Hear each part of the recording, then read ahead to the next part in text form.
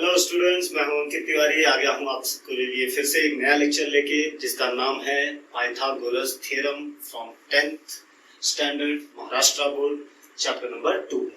जैसा कि बोर्ड पे दिख रहा होगा, मैंने लिखा हुआ है geometry 10th chapter number 2 Pythagoras theorem. इसके अलावा और भी अगर सिमिलैरिटी की बात करें, इसके पहले वाले चैप्टर सिमिलैरिटी की बात करें तो वो ऑलरेडी अपलोड कर दिया गया है। अगर आपने उस वीडियोस को नहीं देखा है तो बिल्कुल वहां पे जाके देखो, बिकॉज इस चैप्टर के अंदर भी उसका यूज है। थोड़ा बहुत कुछ ऐसे कंसेप्ट भी है इस चैप्टर में जो 9th के हैं, जिनका यूज हमें करना है। तो उन 9th के कंसेप्ट्स को भी हमें फिर से एक बार रिवाइज करना पड़ेगा। बहुत ज्यादा नहीं है, थोड़े ही है, बट अच्छे कंसेप्ट्स हैं। उनका इसी चैप्टर में नहीं, इसके अलावा और भी 2-3 चैप्टर, जैसे 2 चैप्टर तो मान के ही चलो। एक चैप्टर आपका हो गया सर्कल और दूसरा चैप्टर हो गया आपका ट्रिग्नोमेट्री। इनमें भी थोड़ा बहुत इनका यूज है इन कंसेप्ट्स का। तो उन कंसेप्ट्स को भी हम पहले देखेंगे, उसके बाद हम धीरे धीरे देखेंगे कि इस चैप्टर के अंदर कौन कौन से थ्योरम्स हैं। उन थ्योरम्स को सॉल्व करेंगे और फिर आगे बढ़ते रहेंगे। आप लोग को अगर कोई डाउट आ रहा है, कुछ भी आ रहा है, तो तुरंत आप कमेंट में उसको जरूर पूछिए, उसका आपका डाउट जरूर क्लियर किया जाएगा। साथ ही साथ चैनल को सब्सक्राइब एंड लाइक करना बिल्कुल ना भूलें।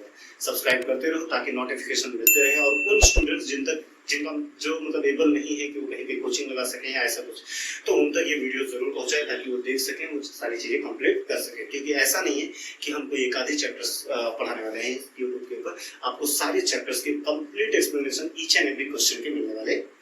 ठीक है, ठीक है। तो टाइम नहीं कमाते हैं, सीधा डायरेक्टली स्टार्ट करते हैं हमारे टॉपिक से, जिस टॉपिक का नाम है हमारा पाइथागोरस थ्योरम। 10th का चैप्टर नंबर 2 है ये। और अगर हम बोर्ड की बात करें तो महाराष्ट्र बोर्ड का। ठीक, तो स्टार्ट करते हैं कुछ ऐसे कॉन्सेप्ट्स। पहले पाइथागोरस थ्योरम जो चैप्टर है उसके ऊपर डिस्कस कर लेते हैं। क्या तो पाइथागोरस थ्योरम क्या है कि पाइथागोरस थ्योरम हमें ये बताता है कि suppose we have a triangle, कोई भी नेम दे दो इसे। मान लो हमने दे दिया इसे ए बी सी। इसका नाम क्या है इस ट्रायंगल का? ए बी सी, और एंगल बी इज 90 डिग्री। Suppose we have a triangle ABC और एंगल B कितना है? 90 डिग्री। अगर एक राइट एंगल ट्रायंगल है तो हम उसमें पाइथागोरस थ्योरम अप्लाई कर सकते हैं। ये चीजें आप 8th में भी कर चुके हो, 9th में भी कर चुके हो, और अब हम फिलहाल 10th में आ गए तो पूरा चैप्टर इसी नाम का तो हमारे पास चैप्टर ही है। ठीक, काफी अच्छा चैप्टर है। कुछ इजी पार्ट भी है, कुछ अच्छे पार्ट भी है। तो पहले इजी पार्ट को ढंग से समझ लेते हैं, तो अच्छे वाले पार्ट को समझ लेंगे, कोई प्रॉब्लम नहीं। 90 डिग्री के अपोजिट वाली जो साइड होती है उसे आप बहुत अच्छे से जानते हो। वैसे मैं उन स्टूडेंट्स को बता दूं जिनको कुछ ही नहीं पता, बट जिनको थोड़ा बहुत भी अगर पता है तो उनको ये सारी चीजें बताने की जरूरत नहीं है। आप आराम से मल्टीप्लाई बाय 2 पे या मल्टीप्लाई बाय 1.5 पे करके अच्छे से वीडियो को आगे बढ़ाते हुए देखिए। ठीक है, बट जिनको नहीं पता वो बिल्कुल ध्यान दें। 90 डिग्री के सामने वाली जो साइड होती है उसे हाइपोटेन्यूस बोलते हैं। क्या बोलते हैं? हाइपोटेन्यूस। बाकी जो 2 रिमेनिंग साइड्स है उसमें से एक होता है हाइट और एक होता है बेस। अगर सिंपली मैं आपको समझाने की कोशिश करूं तो बेस जो है वो कभी कभी हाइट भी हो सकता है, जो हाइट है वो कभी बेस भी हो सकता है। सिंपल आप सोचो कि अगर इसी ट्रायंगल को मैं ऐसा टेढ़ा कर दूं, अगर इसी ट्रायंगल को मैं क्या करूं, ऐसा टेढ़ा कर दूं, मतलब नेक्स्ट कर दूं, तो यहाँ ये वाला हाइट जो है वो बन जाएगा हमारा बेस, और ये बेस जो बन जाएगा हाइट। तो बेस और हाइट एक दूसरे को इंटरचेंज हम कर सकते हैं, उसमें कोई प्रॉब्लम नहीं। बट हाँ, हाइपोटेनियस को आप चेंज नहीं कर सकते, बिकॉज वो लॉन्गेस्ट साइड होती है और वो 90 डिग्री के सामने आती है। ठीक है, अब थ्योरम क्या था हमारा? पाइथागोरस थ्योरम, जो हमें प्रूफ भी करना है। बट प्रूफ करने से पहले अगर हम देखें तो इसको अगर हम अच्छे से डिटेल में लिखूंगे, इसमें पाइथागोरस थ्योरम लगाए हम, तो क्या लिखेंगे हम? हाइपोटेनियस का square is equals to base का स्क्वायर प्लस हाइट का स्क्वायर। हाइट का स्क्वायर याद रखो, यही है पूरा पाइथागोरस थ्योरम। मतलब पाइथागोरस थ्योरम क्या बोलता है कि बेस स्क्वायर, फिर से लिख रहा हूं मैं सेम चीज, plus height square is equals to hypo का स्क्वायर, हाइपोटेनियस का square. Base square plus height square is equals to hypotenuse square. इस ट्रायंगल में अगर हम देखें तो बेस क्या है? BC, so BC square plus AB square is equals to AC square. ठीक है, और भी बहुत सारा हम डिस्कस करेंगे इस पाइथागोरस थ्योरम के बारे में, बट वो तब हम करेंगे जब हमारा टॉपिक आएगा। अभी तो फिलहाल मैंने चैप्टर में बता दिया कि हाँ पाइथागोरस थ्योरम है क्या। इसको आपने बहुत पहले भी यूज किया हुआ है। ठीक है, तो स्टार्ट करते हैं हम सीधा कंसेप्ट के ऊपर कि कौन से वो कंसेप्ट है 9th के जो आपको इस चैप्टर के अंदर काम आने वाले हैं। 9th के वो कंसेप्ट जो इस चैप्टर के अंदर क्या करने वाले हैं? काम आने वाले। तो उनको हम थोड़ा देखते हैं कि कौन कौन से वो टॉपिक्स।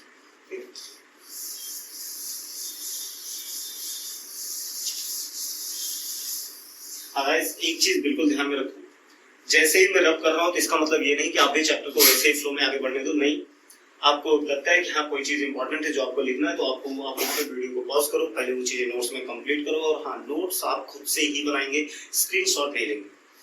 स्क्रीनशॉट लेने से आपका रिवीजन नहीं होगा, बट अगर आप नोट्स बनाते हुए चलोगे तो आपकी रिटन प्रैक्टिस भी होती रहेगी। तो स्क्रीनशॉट ना लें, मैं तो यही आपको रेफर करूंगा कि आप स्क्रीनशॉट ना लेके बल्कि वीडियो को पॉज करो, अच्छे से पूरा लिखो क्वेश्चन को, फिर वीडियो में आगे बढ़ो। इससे आपकी ही प्रैक्टिस अच्छी होने वाली।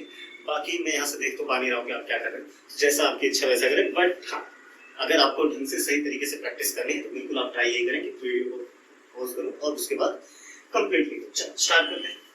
कंसेप्ट नंबर 1 जिसका हमें यूज, कंसेप्ट नंबर 1 जो ये 9th के, ये कौन सी क्लास के हैं? 9th क्लास के कंसेप्ट, 9th क्लास के, जिनका यूज हमें 10th में करना है। तो पहला टॉपिक अगर हम देखें जो हमें यूज करना है वो है 30, 60, 90 डिग्री थ्योरम। हमें नहीं पढ़ना है बिकॉज थ्योरम ऑलरेडी हमने कर लिया था 9th में। तो 9th में अगर जिनको नहीं आता है कोई दिक्कत नहीं है, आपको थ्योरम की कोई जरूरत नहीं है 10th के लिए, बट हाँ थ्योरम का रिजल्ट क्या था उसके लिए हमें इंपॉर्टेंट है। तो सपोज करो I have a triangle, triangle है मेरे पास जिसमें एक एंगल 30 है, एक एंगल 90 है, एक एंगल 60 है। वैसे इतना तो आई थिंक सबको पता होगा कि ट्रायंगल के तीनों एंगल को अगर हम ऐड करते हैं तो हमारा आंसर 180 आता है। कितना आता है? 180, मतलब सप्लीमेंट्री होता है। ए बी सी इनको नाम दे दिया मैंने। ये एक ऐसा ट्रायंगल है जो 30, 60, 90 डिग्री वाला है। कितने डिग्री वाला? 30, 60, 90 डिग्री। ये हो गया। यहाँ से 90 डिग्री के सामने वाली साइड क्या होगी? हाइपोटेन्यूज। क्या होगी? हाइपोटेन्यूज। तो थ्योरम क्या था? थ्योरम हमें बताता है कि अगर हमें 30 डिग्री के सामने वाली साइड फाइंड आउट करनी है तो हम कर सकते हैं, 60 डिग्री के सामने वाली साइड फाइंड आउट करनी है तो भी हम कर सकते हैं, बस हमें क्या पता हो? हाइपोटेन्यूज। तो कैसे हम फाइंड आउट कर सकते हैं वो भी देखते हैं। साइड अपोजिट टू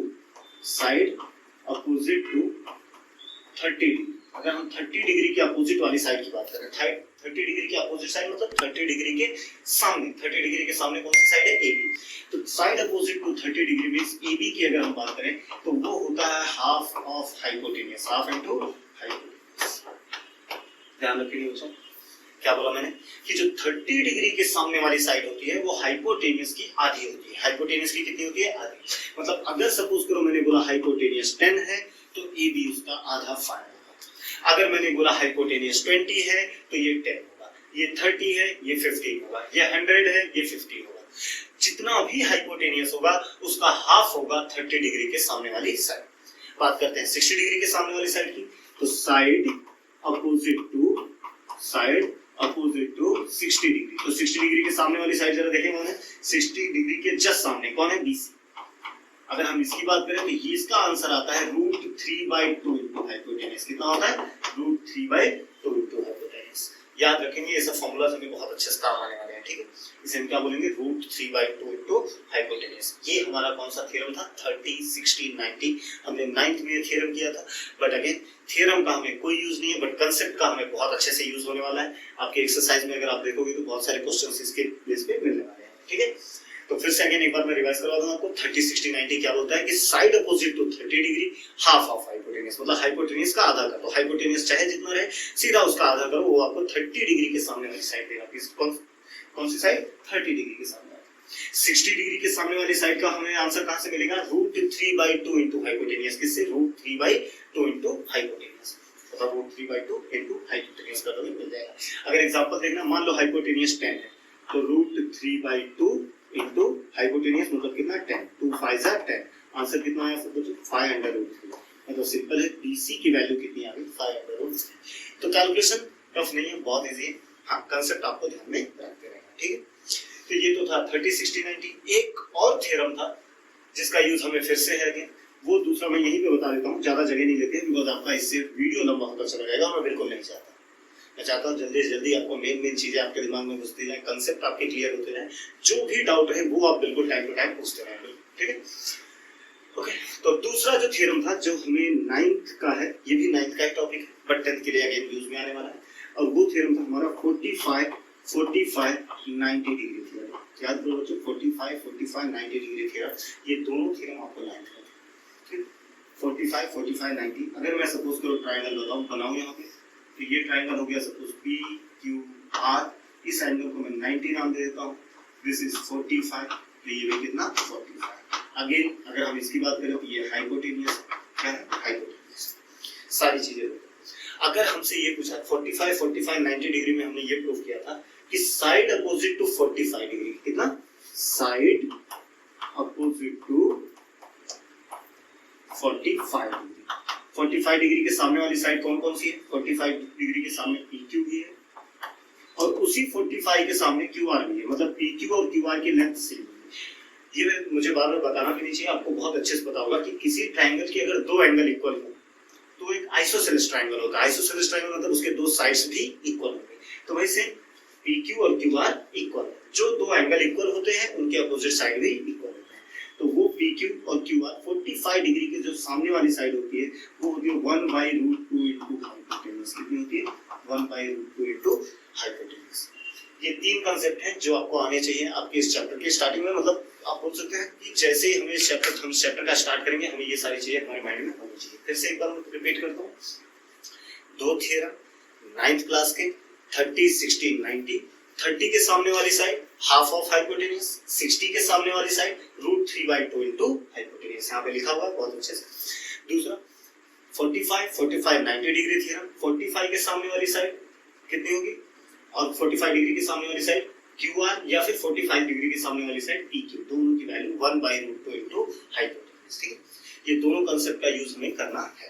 ठीक है, बढ़ते हैं हम आगे। तो मैं थोड़ा सा साइड हो जाता हूँ, बोर्ड को थोड़ा क्लियर रखता हूँ, तो आप फटाफट इसको लिख लीजिए। वैसे साइड तो हो ही चुका है, आप जल्दी से पॉज करो, इस चीज को कंप्लीट करो, फिर हम आगे बढ़ते हैं। ठीक है, हो गया?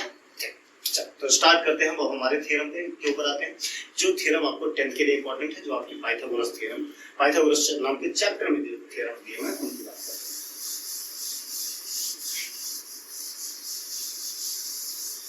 ये 9 की चीजें आपको बहुत यूजफुल रहेंगी। मैं बार बार बोल रहा हूँ, जब मैं ट्रिग्नोमेट्री आपको पढ़ाऊंगा तो मैं सारी वैल्यूज जितनी, मतलब मैक्सिमम वैल्यूज जितने भी रहेंगे ट्रिग्नोमेट्रिक फंक्शंस के, चाहे वो 30 डिग्री के, चाहे 60 डिग्री के, 45 डिग्री के, सबके हम इसी थ्योरम से निकाल सकते हैं।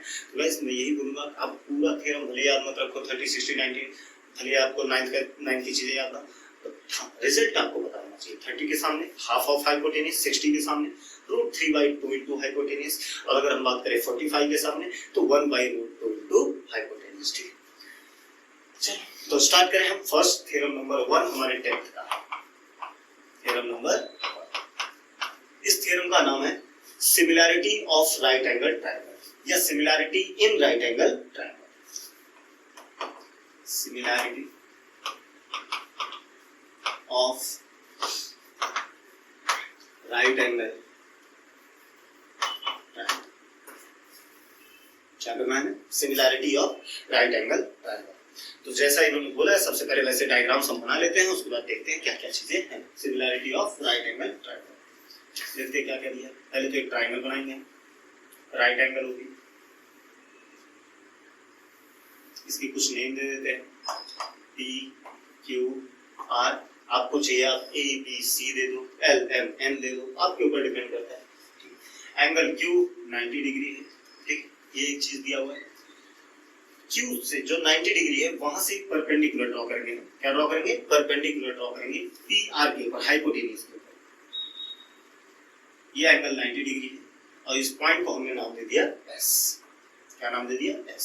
अगेन देख लो ट्रायंगल को, PQR एक राइट एंगल ट्रायंगल है और QS जो है वो परपेंडिकुलर टू PR है। क्लियर? देखता हूं मैं यहाँ पे गिवन पार्ट।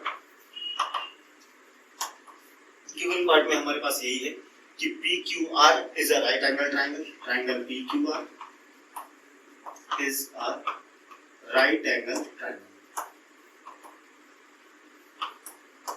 ओके, पहली चीज तो ये होगी। दूसरा, QS is perpendicular to PR. QS is perpendicular to PR. एक बार चेक करने दो। हाँ, QS is perpendicular to PR. Correct. ये दो चीजें हमें दिया हुआ है और हमसे ये पूछा जा रहा है कि प्रूव करो। टू प्रूव, इस थ्योरम में हमें प्रूव क्या करना है? इस थ्योरम में हमें प्रूव करना है, टू प्रूव में हमें क्या करना है कि ट्रायंगल PQR, पहले मैं लिख देता हूँ फिर समझाता हूँ। ट्रायंगल PQR ये सिमिलर है, ये सिमिलर है ट्रायंगल PSQ के, ट्रायंगल PSQ, और ये सिमिलर है ट्रायंगल QSR के। मतलब जो भी तीन ट्रायंगल यहाँ पे दिख रहे हैं, कितने ट्रायंगल दिख रहे हैं? 3 ट्रायंगल। एक बड़ा वाला ट्रायंगल है, एक ये छोटा वाला ट्रायंगल, एक ये छोटा वाला ट्रायंगल। तो टोटल कितने ट्रायंगल हुए? 3। ये 3 के तीनों ट्रायंगल सिमिलर हैं, ऐसा हमें प्रूव करके देना है। तो वही मैं लिख रहा हूँ, ट्रायंगल PQR बड़ा वाला triangle, similar to triangle PSQ, छोटा वाला triangle, similar to triangle QSR। बोलो क्लियर? ये हमें प्रूफ करना है। जल्दी से प्रूफ करना स्टार्ट करते हैं। बोलो क्वेश्चन समझ में आ गया? अब कुछ लोग को अगर सिमिलर कैसे प्रूफ करते हैं, कैसे क्या क्या चीजें उनकी क्या कंडीशन होती है ये जानना है तो देखो इस वीडियो में तो मैं नहीं बता सकता, क्योंकि मतलब स्ट्रेच होगा, बहुत लंबा जाएगा वीडियो में, मैं बिल्कुल नहीं चाहता। तो मैं बस इतना ही चाहता हूँ कि आप एक काम करो, अगर आपको सिमिलर प्रूफ करने नहीं आती चीजें तो सिमिलैरिटी के वीडियोस जिसमें हमने सिमिलर प्रूफ करना मैंने सिखाया, जाके वहां पे देख लो, बिल्कुल वहां पे सारी चीजें मिलेंगी फर्स्ट चैप्टर से। वो एक बार देख लो वीडियो, तो उसके बाद यहाँ पे आ जाएंगे सारी चीजें क्लियर होंगी, कुछ भी ऐसा नहीं है उसमें जो बहुत टफ लगे आपको। ठीक है, तो स्टार्ट करते हैं। ठीक है, अच्छा एक बात बताओ, तीनों ट्रायंगल को हमें सिमिलर प्रूफ करना है, तो हमें काम करेंगे दो को सिमिलर प्रूफ करेंगे। पहले दो को कर लेंगे, बाद में दो को कर लेंगे, और बाद में बोलेंगे हाँ तीनों आपस में क्या है, सिमिलर। तो एक ट्रायंगल ले लेंगे हम, ट्रायंगल PQR। इन ट्रायंगल PQR, एक बड़ा वाला ट्रायंगल मैंने लिया है PQR, और छोटा वाला triangle PSQ and triangle PSQ। ये दो ट्रायंगल हम लेंगे, PQR और PSQ, ये दो ट्रायंगल। चलो देखते हैं कितने कितनी चीजें इसमें इक्वल है। मैंने क्या बताया था, दो सबूत ढूंढो, दो एविडेंस ढूंढो, केस आप जीत जाओगे। पूरा केस आपके हाथ में रहेगा, बस खाली दो सबूत ढूंढ के लाओ। तो दो मतलब दो चीजें इक्वल प्रूव कर दो कि हाँ दोनों में दो चीजें इक्वल हैं, अपने आप क्लियर हो जाए। एक्चुअली में तीन एविडेंस चाहिए रहते, बट एंगल के लिए आप दो ही देख सकते हो, और अभी तो फिलहाल हमें एंगल से ही प्रूफ हो जाएगा। देखो अगर ट्रायंगल PQR की बात करें तो PQR में एंगल Q कितना है, 90 डिग्री। PQR ट्रायंगल, बड़े वाले ट्रायंगल में एंगल Q कितना है, 90 डिग्री। दूसरा ट्रायंगल क्या है, PSQ में एंगल S कितना है, 90 डिग्री। तो एक तो सबूत यही हो गया कि इन दोनों ट्रायंगल में एक एंगल 90 के है। किसके है, 90 के। तो लिख दे direct, angle PQR is equals to angle PSQ,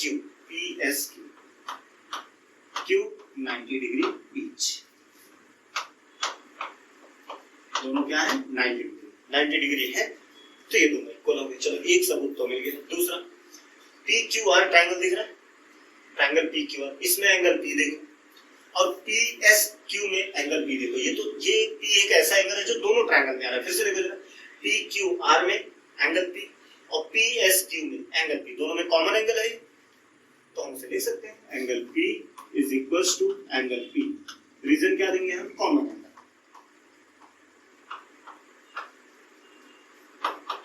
common, ठीक है, ये हो गया हमारा common angle P is equals to angle P। दो एविडेंस मिल गए, इसका मतलब ये दोनों ट्रायंगल आपस में क्या है, सिमिलर है। So we can write triangle PQR is similar to triangle PSQ। अब मेन रीजन क्या है इसका, जो कैसे प्रूफ हुए, कैसे ये सिमिलर हुए, कैसे पता चला। तो दो एंगल हमने इक्वल दिखाए। देखो ये भी एंगल है, ये भी एंगल है, दोनों एंगल हमने इक्वल दिखाए, इसलिए हम लिख सकते हैं AA टेस्ट। इससे AA टेस्ट, AA मतलब एंगल टेस्ट। मार्क कर देते हैं इसी इक्वेशन नंबर 1। इक्वेशन मार्क करना मत भूलना, बिकॉज हमें उसका यूज करना है।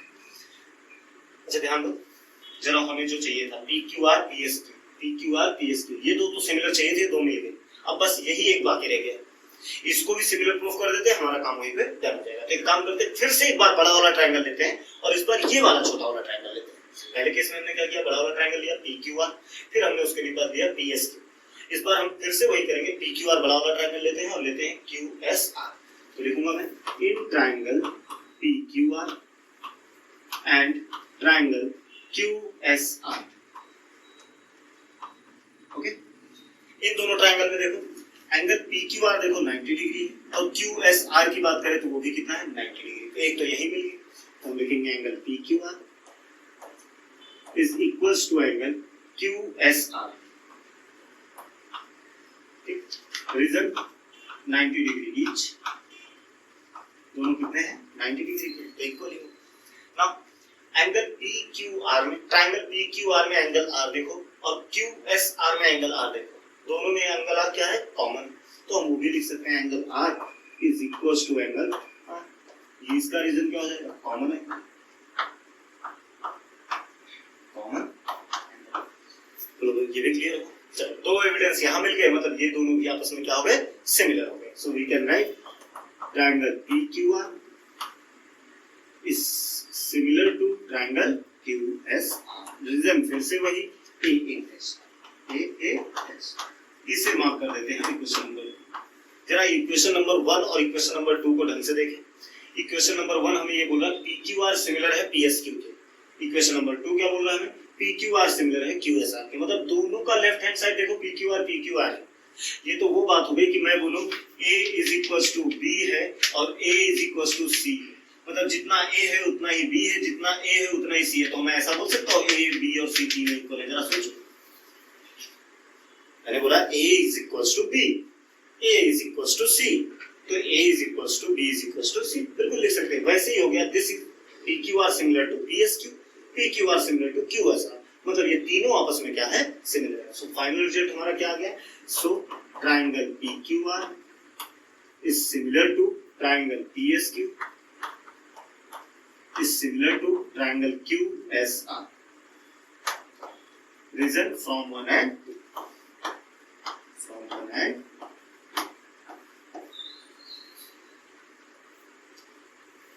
यही प्रूफ करना था। जरा आप देखोगे तो यही हमें प्रूफ करना था। हो गया प्रूफ, डायरेक्टली लिख दो हेंस प्रूफ। ओके, तो स्टूडेंट्स एक थ्योरम आपका फिर से हो गया कंप्लीट हमारा। कौन सा theorem? Number 1, similarity of right angle triangle. कौन सा? Similarity of right angle triangle. बहुत इजी थ्योरम था, ऐसा नहीं था बहुत ज्यादा टफ था। मैं बहुत जल्दी मैं कुछ चीजें थोड़ा स्पीड में बोलूंगा, उनको आप समझने की कोशिश करना, ठीक है? जल्दी से समझ लेना क्या चीजें बोली जा रही है। फिर से सुनो, हमें क्या दिया गया था? एक ट्रायंगल दिया गया था, similarity of right angle triangle. उसमें क्या बोला गया था कि राइट एंगल से एक परपेंडिकुलर ड्रॉ किया गया है। परपेंडिकुलर ड्रॉ करने की वजह से तीन ट्रायंगल बन रहे हैं, तीनों के तीनों ट्रायंगल सिमिलर होते हैं। ये हमें प्रूफ करके दिखाना था। हमने क्या किया? पहले दो ट्रायंगल को हमने लिया, एक बड़े वाले ट्रायंगल को, एक छोटे वाले ट्रायंगल को लिया। उसमें से दो एंगल तो 90 के थे, तो वो एक हो गया, और एक हमारा कॉमन एंगल था जिससे वो दोनों ट्रायंगल हो गए सिमिलर। फिर हमने बड़े वाले ट्रायंगल और ये छोटे वाले ट्रायंगल को लिया, उसको भी सेम उसी वे से हमने प्रूव किया सिमिलर। और दोनों पॉइंट को हमने जब देखा, हमको ऑब्जर्व किया, तो हमें पता चला कि तीन के तीनों ट्रायंगल्स आपस में क्या है? सिमिलर। और यही हमारा पूरा थ्योरम था, similarity of right angle triangle. अगर आपको स्टेटमेंट इसका चाहिए तो स्टेटमेंट में बिल्कुल यहाँ पे नहीं लिख रहा हूँ, बिकॉज मुझे ऐसा पता है, बहुत अच्छे से पता है, सबके पास एटलीस्ट टेक्स्ट बुक तो होगी गाइस। नहीं भी होगी तो आजकल सबकी इंटरनेट है, सबको टेक्स्ट बुक मिल जाएगा कहीं से भी। तो टेक्स्ट बुक में जैसे ही पाइथागोरस चैप्टर स्टार्ट होगा, आप वहां पे जाओगे, देखोगे similarity of right angle triangle नाम का एक थ्योरम लिखा होगा, वहां पे नीचे स्टेटमेंट दिया रहेगा। आप स्टेटमेंट वहां से कैरी कर सकते हैं। ओके, ठीक है? तो मैं थोड़ा सा साइड हटता हूँ, जल्दी से आप इसे लिख डालें पॉज करके वीडियो को। मैं अगेन बोल रहा हूँ, स्क्रीनशॉट ना लें, उससे कुछ ज्यादा ऐसा बस यही होने वाला है, वो आपके मोबाइल में स्टोर मोबाइल के स्टोरेज में जाके पड़ा रहेगा, बस उससे ज्यादा और कुछ नहीं होने वाला। तो आप अगर लिखोगे तो एटलीस्ट तुरंत उसी टाइम पे आपकी एक बार प्रैक्टिस हो जाएगी। तो साइड हटता हूँ मैं, फटाफट लिख लें, उसके बाद स्टार्ट करते हैं नेक्स्ट वाला थ्योरम। ओके गाइस, ठीक है, वेरी गुड। तो स्टार्ट करते हैं हम अपना नेक्स्ट थ्योरम, चलते हैं उसकी तरफ। क्या क्या है, क्या क्या चीजें हैं। अब नेक्स्ट वाला थ्योरम वैसे समझ दो तो और भी ज्यादा इजी होगा, क्योंकि मेन इसी के कांसेप्ट पे हमारा नेक्स्ट वाला थ्योरम चलने वाला है। ठीक, तो नेक्स्ट वाले थ्योरम पे चलते हैं। थ्योरम नंबर 2,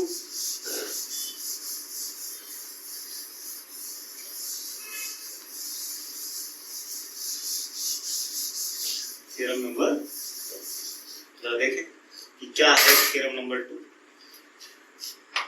थ्योरम नंबर 2 है थ्योरम ऑफ ज्योमेट्रिक मीन। क्या है? थ्योरम ऑफ ज्योमेट्रिक, लिख देता हूं, theorem of geometric mean, theorem of geometric mean. ये दूसरा थ्योरम है। फर्स्ट वाले एक्सरसाइज के स्टार्ट होने से पहले 3 थ्योरम आपको पढ़ने हैं। एक तो हमने पढ़ लिया similarity of right angle triangle, ये है थ्योरम ऑफ ज्योमेट्रिक मीन, और एक लास्ट जो थ्योरम आएगा वो होगा पाइथागोरस थ्योरम। हो सकता है उसके लिए मैं एक अलग से वीडियो ही बनाऊं पाइथागोरस थ्योरम के लिए, बट हाँ, ये वाले थ्योरम को मैं इसी में अटैच कर रहा हूँ, क्योंकि मुझे पता है वीडियो थोड़ा लेंदी जा रहा होगा, बट फिर भी मैं अटैच करने का रीजन ये है कि बहुत छोटा सा है, आप जल्दी से समझ लेंगे, इसको कंप्लीट हो जाएगा। ठीक है, तो स्टार्ट करें थ्योरम ऑफ ज्योमेट्रिक मीन। देखो ये हमसे क्या बोलता है theorem of geometric mean, same वैसा ही डायग्राम रहेगा।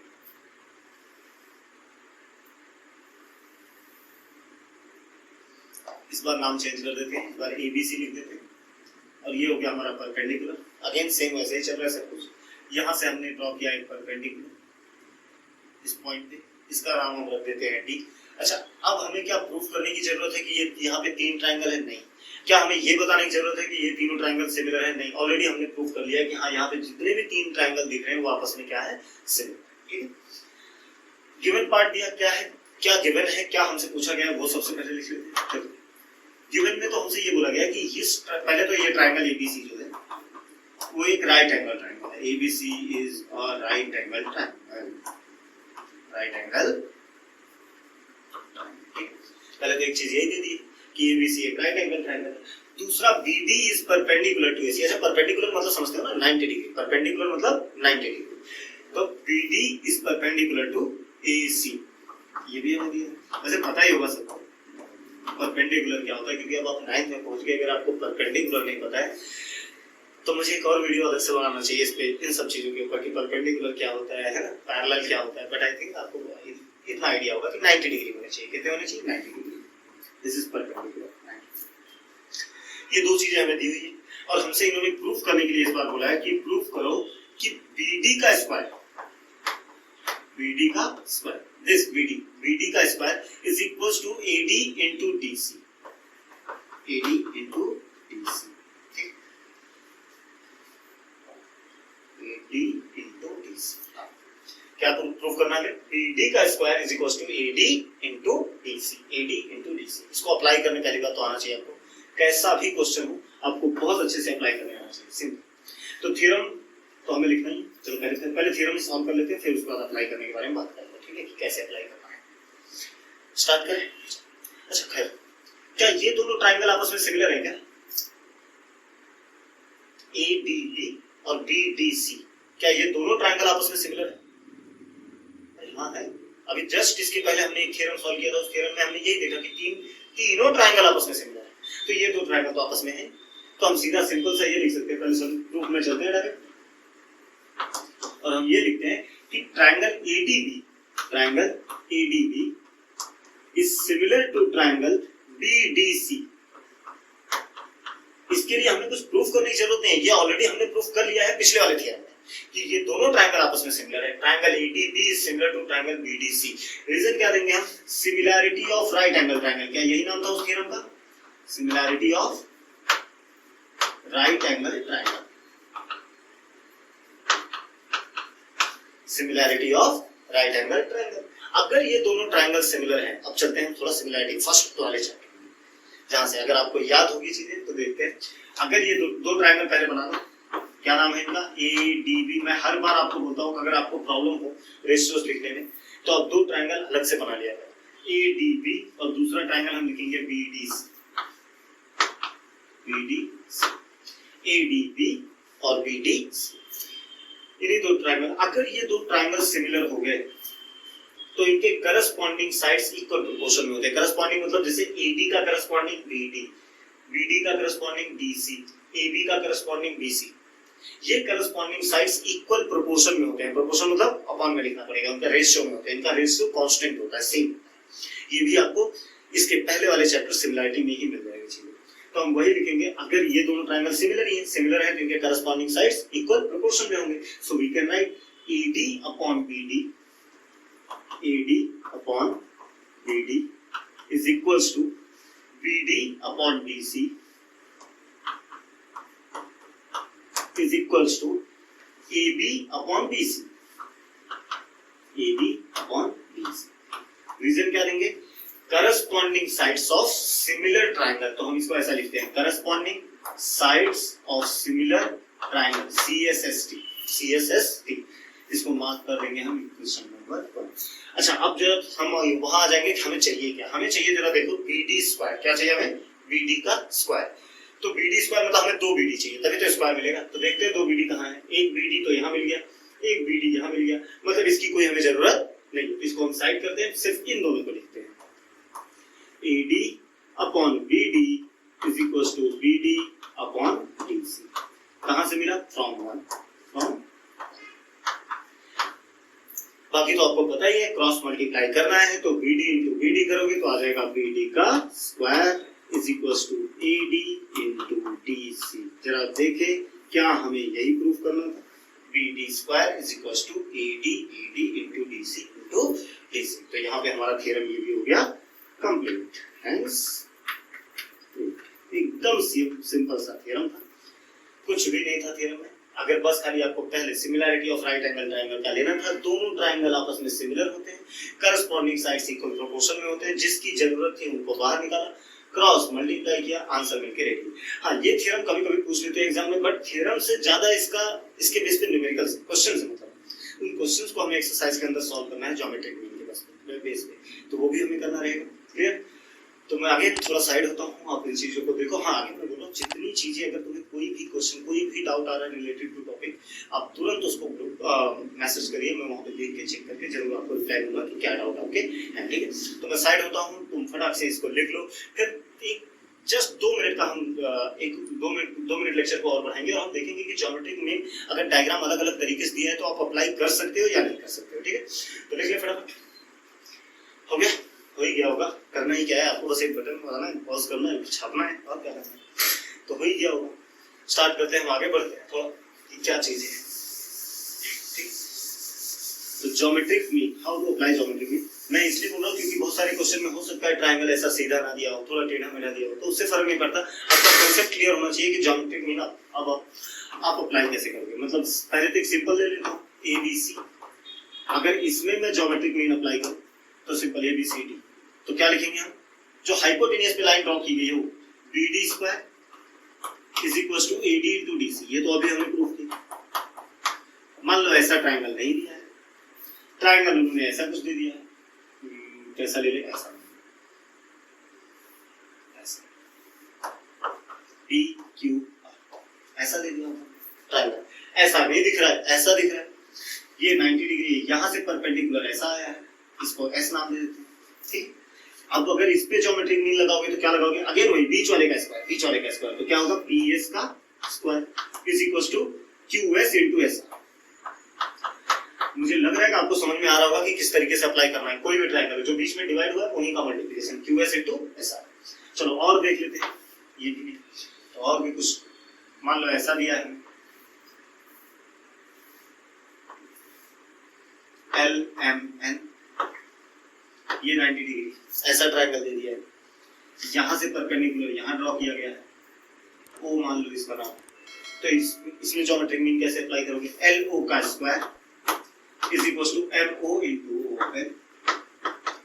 अच्छा, ऐसा नहीं, आप NO इंटू OM भी लिख सकते हो, क्या ही फर्क, 2 इंटू 3, 3 इंटू 2 में क्या ही फर्क पड़ता है, ये भी हो गया। और अगर देखना है कुछ अलग तरीके से तो वो भी देख लो। मान लो ट्रायंगल ऐसे दे दिया, ये 90 डिग्री है, ऐसा दे दिया, और यहाँ से परपेंडिकुलर, इसका नाम रख देते हैं PQR, और यहाँ से परपेंडिकुलर कुछ इस तरीके से ड्रॉ किया हुआ है S। तो इसमें कैसे अप्लाई करोगे? अगर फिर से वही बीच वाला QS का स्क्वायर